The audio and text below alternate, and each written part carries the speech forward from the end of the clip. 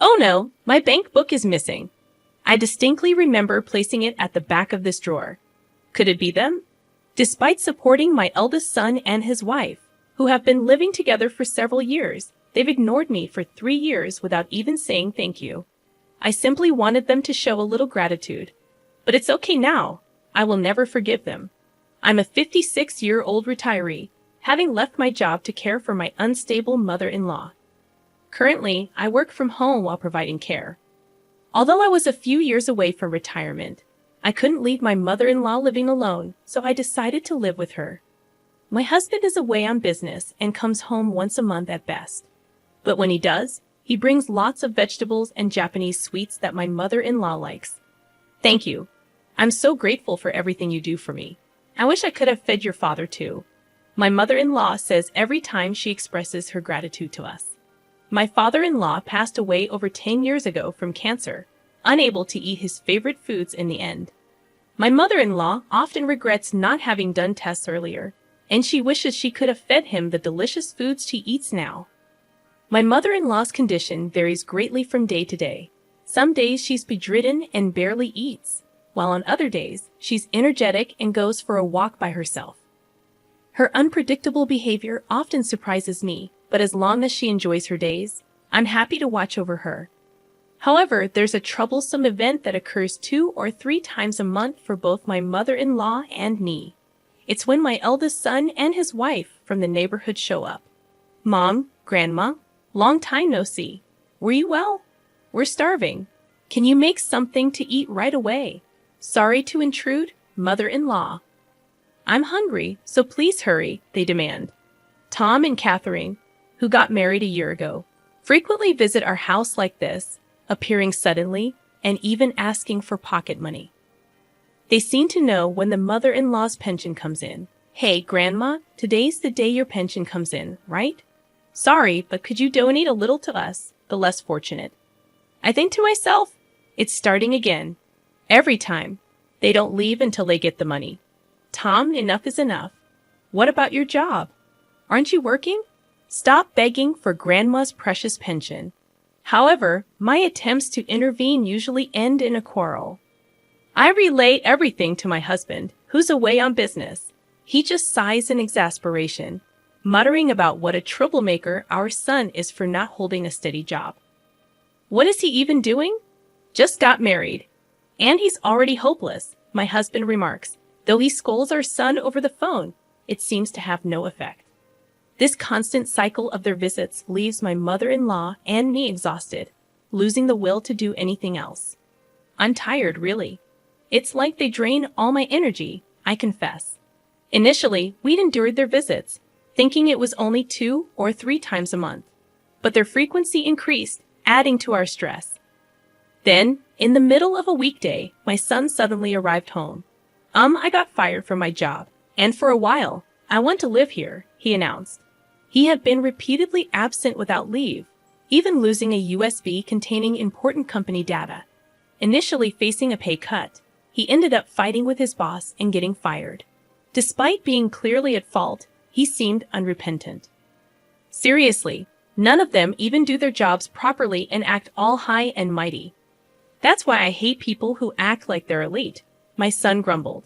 He declared his intention to move in next week, dismissing our concerns about his grandmother's health. Despite my attempts to refuse, he remained stubborn, insisting that his decision was final. Faced with his determination, I couldn't help but sigh.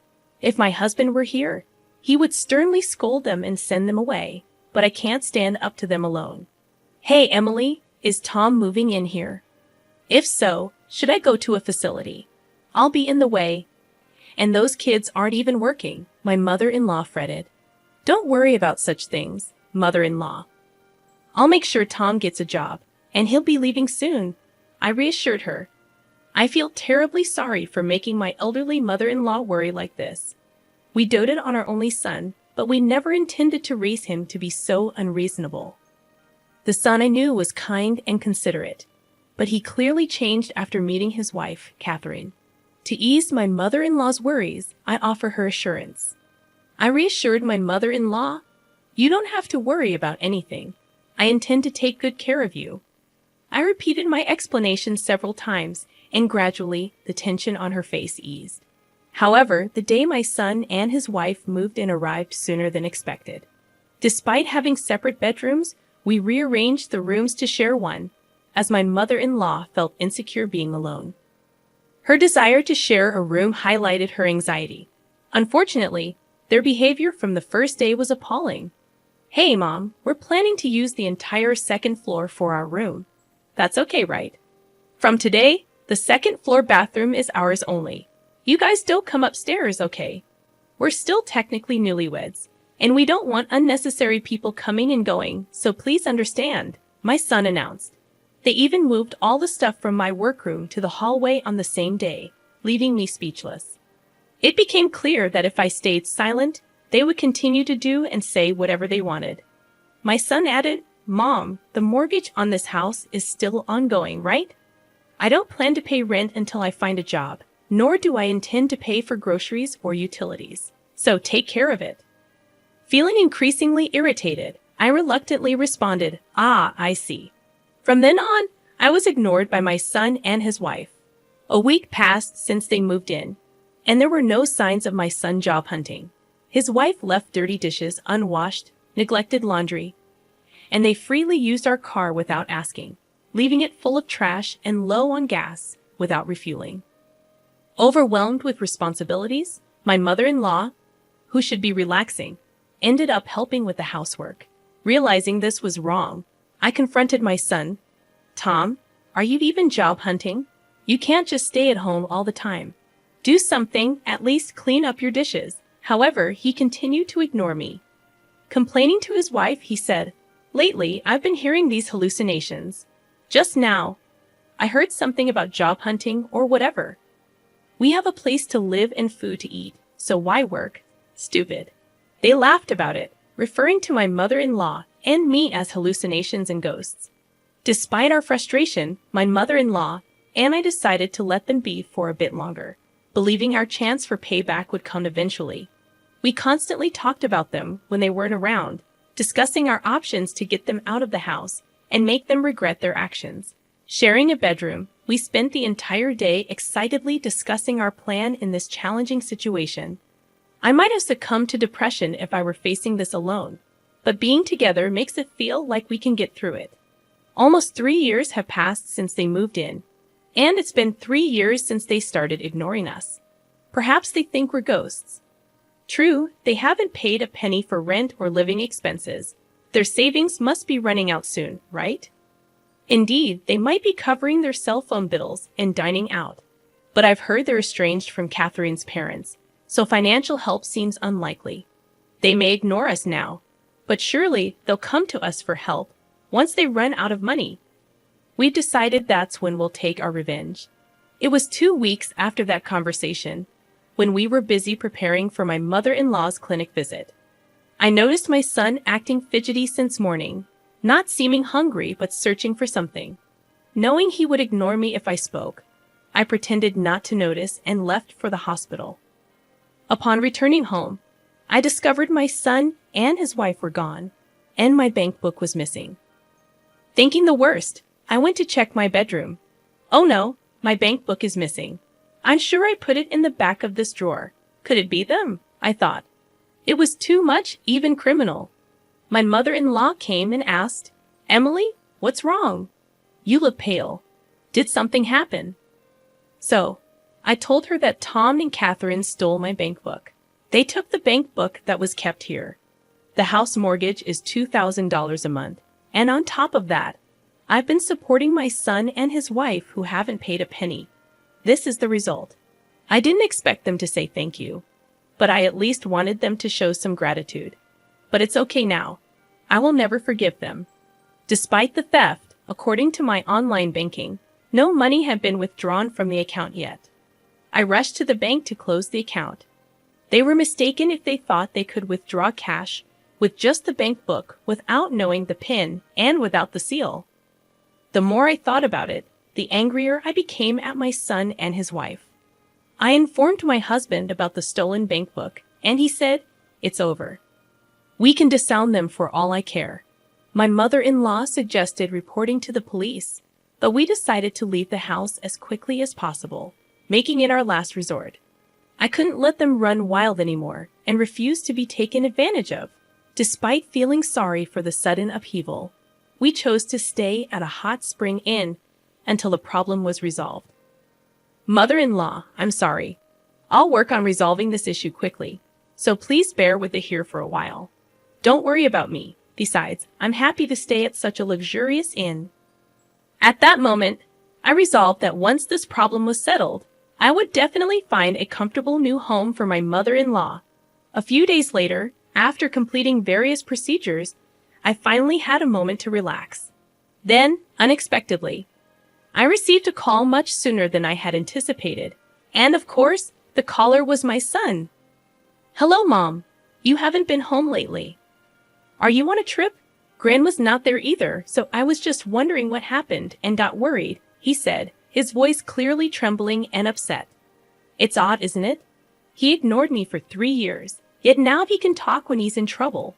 What's the matter? This is the first time you've spoken to me in 3 years. Do you need something? By the way, I have no business with you guys. Don't say that, please. I don't understand, but we received a notice to vacate the house by the end of the month. It's our own house, so what's going on? He explained. The real estate agent, outraged by our story, had swiftly proceeded with the paperwork, sending the eviction notice within 2 days. Impressed by the real estate agent's prompt action, I decided to reveal the truth to my son. That house. I sold it because I thought it was no longer needed, and it seems the new buyer wants you to leave soon. What? Even if you say that, we have nowhere to live. Where are you and Grandma now? We'll come there, my son pleaded, still trying to use us even in this situation. Enough is enough, I thought. Why are you crying to me now? What a pathetic man. You freeloaded for 3 years, ignoring me and Grandma. Isn't that a bit too convenient? Just so you know, I intend to cut ties with you. Your father agrees with this decision. Don't say that, please. I didn't mean it. I wanted to get along with you and Grandma, and I'm looking for a job too. My son replied, spilling lies that astonished both my mother-in-law and me. If he had shown genuine remorse, we might have reconsidered, but he had already crossed the line by stealing the bank book. By the way, you stole my bank book from the bedroom, didn't you? What were you planning to do with it? You thought as long as you got the money, everything would be fine, right? Lying won't do you any good. No, that's not. I could tell from the other end of the phone that my son was on the verge of tears. Then, realizing my son was useless, his wife took the phone. Hey, what do you think you're doing? Kicking your son and his wife out of their house. Doesn't your heart ache? Are you a demon? Just as I anticipated what she would say next, my daughter-in-law unleashed a barrage of hysterical insults. She went so far as to claim, "You're just living off Grandma's pension too. You're no different from Tom, acting all high and mighty without a job." I was so shocked that I froze for a moment, mouth hanging open. Jobless? Do you think I could pay off the mortgage of that big house if I were jobless? I've been paying $2,000 every month, and for your information, I'm not jobless, I retorted. It felt pointless to reveal the truth. Her level of unawareness was apparent. In reality, I earned about $5,000 a month from my remote work. Still, I saw no need to share these details with them. If they had seen the bank book's contents, they might have figured it out. But hey, Catherine, you're jobless too. Yet you always wear branded items. Where did you get those? I think the one acting strange here is you, I pointed out. I suspected, though couldn't confirm, that she was in debt, always carrying new designer bags and wallets. Even my son, before being fired, worked at a decent company and earned a fair salary. It seemed like she was the one who ruined everything. I have no intention of prying into your private affairs, but if you're in debt, you'd better deal with it quickly before things get out of hand. Also, please leave that house as soon as possible. I'll take my leave now. Despite having more to say, I decided to let them face their impending doom on their own. After hanging up, I ignored all the apology emails from my son. My husband, who had also been contacted, dismissed them with even colder words than I did. We have been ignored until now, but it was our turn to ignore them. They should thoroughly enjoy their hellish lives. A few months later, I heard that the couple had moved out of the house into a shabby apartment. Catherine had accumulated a significant amount of debt. Although my son tried to initiate a divorce, they decided to repay the debt together since it was also in his name. With both of them jobless, they struggled to repay and were now busy working while being chased by debt collectors. Their hellish life continued, but they should try their best to overcome it. As for me, I'm currently considering a house to live in with my mother-in-law. My husband is likely to return from his business trip soon, so we're planning to live together in a comfortable house, enjoying a peaceful and happy life.